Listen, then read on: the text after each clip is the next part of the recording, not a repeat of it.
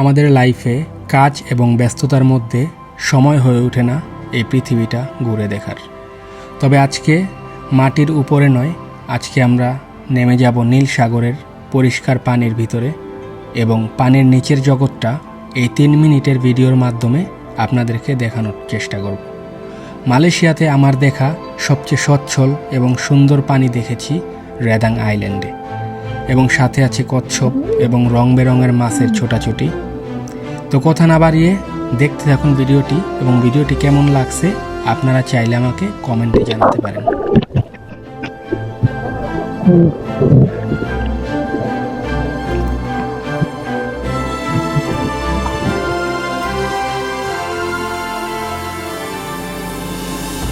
সমুদ্রের এই নীল পানিতে কচ্ছপের সাথে সাঁতার কাটবো কখনো ভাবতে পারিনি। কচ্ছপের নিচে যে মাছগুলো দেখা যাইতেছে এগুলো আসলে কি মাছ আপনারা যদি জানেন কমেন্টে জানাতে পারেন।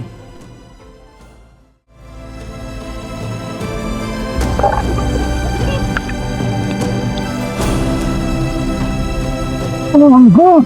Oh my God!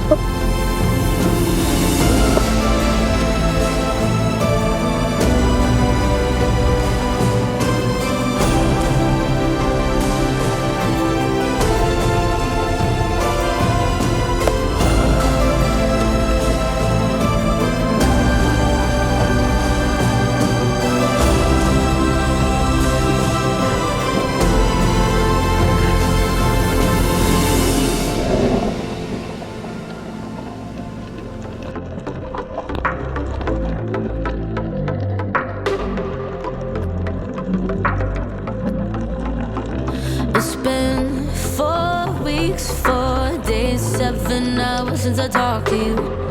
Somehow I never crossed your mind. Suddenly I'm 2 chapters in on a flight into Malibu, and now I'm worth your reply.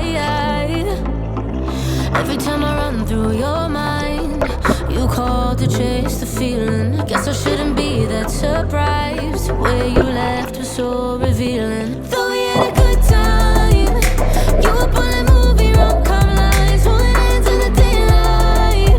I really thought that I could read your mind.